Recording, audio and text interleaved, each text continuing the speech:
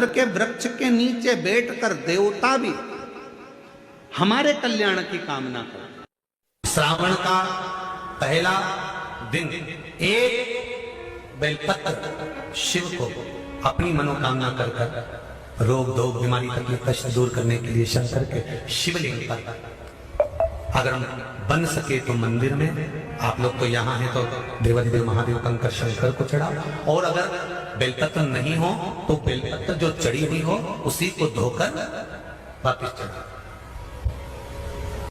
श्रावण के महीने में किसी भी एक सोमवार को अगर व्यापार नहीं चल रहा है, नौकरी नहीं मिल रही है, तो कोई तकलीफ आ रही है, तो कोई कष्ट आ रहा है, कोई रोग बढ़ रहा है, डॉक्टर से ऐसा लग रहा है कि ये बड़ी बीमारी बताने वाला है, शरीर में कोई गांठ पड़ गई है और वो जांच के लिए गई है, तो बिल्कुल श्रावण के महीने में किसी भी एक सोमवार को गंगा जल लेकर जाइए शिव मंदिर में। शंकर जी के मंदिर में थोड़ा सा गंगा जल नंदी को समर्पित कर कर, थोड़ा अशोक सुंदरी को समर्पित कर कर, थोड़ा गणेश और कार्तिकेय को समर्पित कर कर, थोड़ा सा गंगा जल जया विषहारा शामरी बारी दौतली और देव को समर्पित कर कर, थोड़ा सा गंगा जल शिवलिंग पर समर्पित कर दो। उस गंगा जल को वापिस झेल कर लेकर आओ। 3 दिन तक लगातार उस गंगा जल को पीना प्रारंभ करो। उसके बाद जांच के लिए आप कहीं पर भी जाइए, बाबा कृपा जरूर करेगा, ये निश्चित।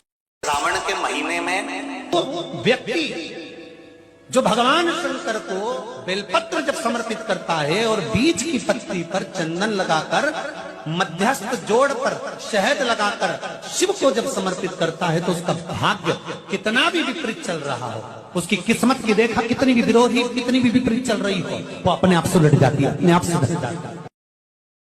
सावन के महीने के 5 सोमवार की महिमा क्या होती है, तो कहा अगर 5 सोमवार सावन के महीने में पड़ जाते हैं तो शिव पंचायत का पूरा पुण्य एक शंकर पर जल चढ़ाने से पूरा फल प्राप्त हो जाता है। शिव पंचायत संतान की प्राप्ति के लिए अगर 16 सोमवार का व्रत उठाया जाता है तो श्रावण के पहले सोमवार से उठाया जाता है। कब से उठाना चाहिए? श्रावण का पहला सोमवार।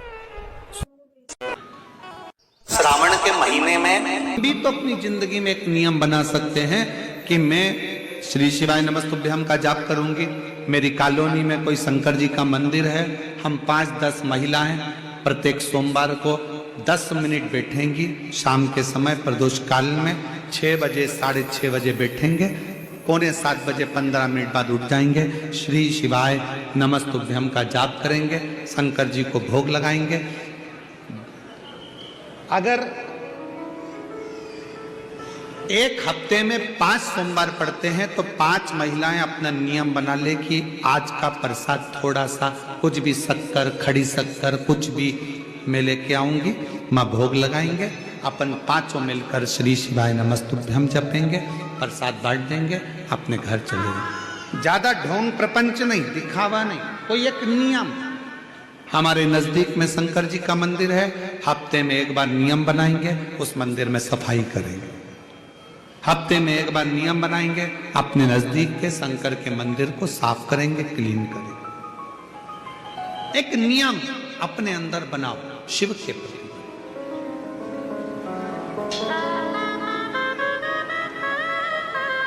अपने भीतर जब हम नियम बना लेते हैं कि श्री शिवाय नमस्तुभ्यम जपना है, शिव को एक लोटा जल चढ़ाना है, शंकर की आराधना करना है, तो शिव हमारे लिए भी कोई ना कोई नियम जरूर बनाते हैं और हमारा कल्याण जरूर करते हैं। एक नियम बना, इस कथा को सुना तुम्हारे पति को फल प्राप्त हो। कलिकाल में संसार में जो शिव महापुराण की कथा को सुनता है, श्रवण करता है, करवाता है, बाँचता है, सुनता है, वो जितने जीव इस कथा को श्रवण करने आते हैं, केवल उनका ही नहीं उनकी 71 पीढ़ी का कल्याण शिव पुराण की कथा कर। रोज पशुपतिनाथ का व्रत करते हो आप, 16 सोमवार का व्रत करते हो आप, संकट सोमवार का व्रत करते हो आप, शिवरात्रि का व्रत करते हो, सोमवार की अष्टमी का व्रत करते हो। उन व्रतों में सारे व्रत करो, मना नहीं है, पर उस व्रत में अपना पूर्ण समर्पण परमात्मा के प्रति रखो। केवल खाना छोड़ा है, अन्न छोड़ा है, भोजन छोड़ा है, और दिन में सुबह से लेकर शाम तक 2-3 बार तुमने कुछ ना कुछ पाया है, वो व्रत हो सकता है आपकी दृष्टि में, पर हमारी दृष्टि में व्रत कौन सा है?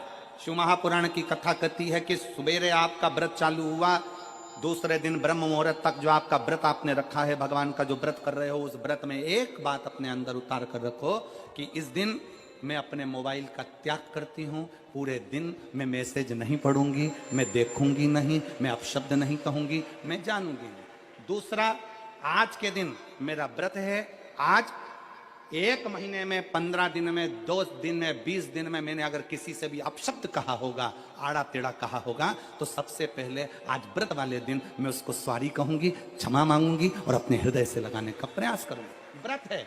व्रत का तीसरा अंश, आज मेरा व्रत है, मैं आज के दिन किसी को भी अपशब्द नहीं बोलूंगी, किसी के लिए आड़ा टेढ़ा नहीं बोलूंगा, आज जितना बन सकेगा मैं सात्विक जीवन जीऊंगा। चौथा, आज मेरा व्रत है, आज के दिन मैं झूठ नहीं बोलूंगी, ना झूठ बोलूंगा सुबह से लेकर शाम तक। और पांचवा, आज व्रत वाला दिन है, जितना फलार मैं करूंगी उसका पैसा जोड़ूंगी कि 15 रुपए का मैंने साबुदाना खाया, 10 रुपए का बटाटा खाया, ये खाया, वो खाया, सारा हिसाब लगाकर 55, 60, 70 रुपए जितने होते हैं उसमें से एक अंश निकालकर मैं उसका एक भाग किसी गौशाला में जाकर गाय को चारा जरूर दूंगी।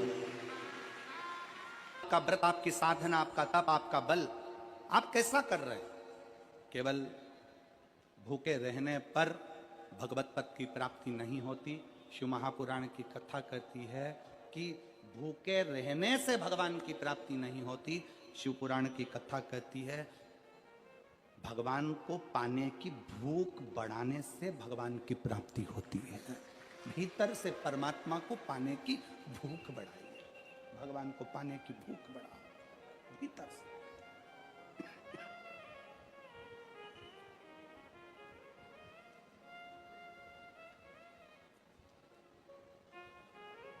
व्रत करो मना नहीं, तप करो मना नहीं, साधना करो मना नहीं, पर उस तप साधना में, व्रत में परमात्मा को पाने की ललकता हो आपके भीतर, भगवान को पाने की ललकता हो आपके भीतर, भगवत पद को पाने की ललकता हो आपके भीतर, तो भगवान।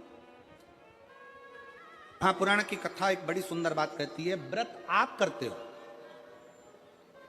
उपास आप करते हो, नियम आप लेते हो, पूरा किसको करना पड़ता है? तुम्हें नहीं। व्रत आप करते हो, उपास आप करते हो, नियम आप लेते हो और पूरा देवाधिदेव करते हैं, भगवान शंकर करते हैं। बस इतना जरूर याद रखें कि जैसे कुछ प्राप्त हो भी गया तो शिव को धन्यवाद देकर शंकर के दरवाजे पर जाते रहना, यह हमारा कर्तव्य है।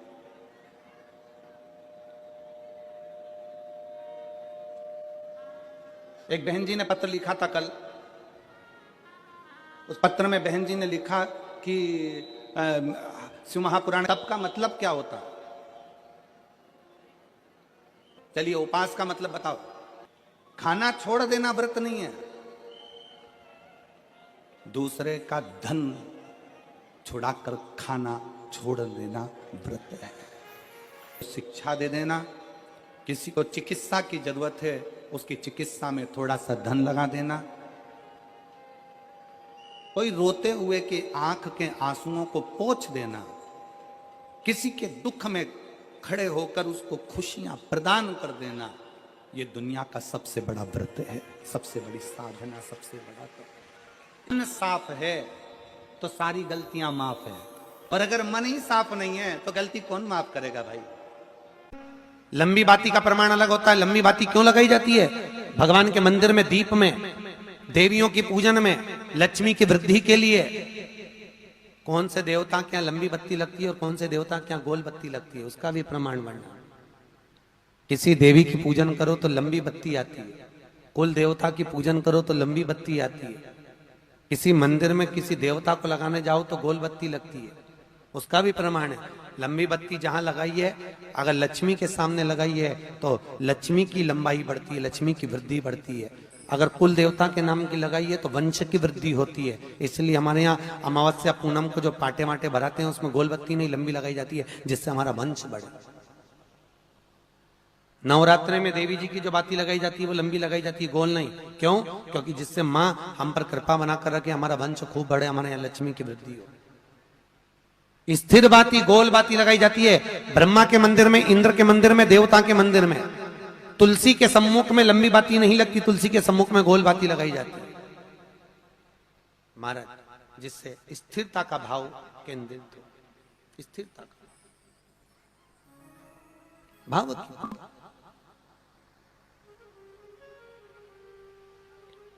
पीपल के वृक्ष के नीचे कभी लंबी बाती नहीं लगती, बड़ के पेड़ के नीचे कभी लंबी बाती नहीं लगती, आंवले के पेड़ के नीचे कभी गोल बाती नहीं लगती, आंवले के वृक्ष के नीचे लंबी बाती लगना चाहिए। धन की वृद्धि, सुख समृद्धि। तुलसी के पौधे के नीचे लंबी नहीं लगती, गोल बाती लगती। बातियों का भी प्रमाण।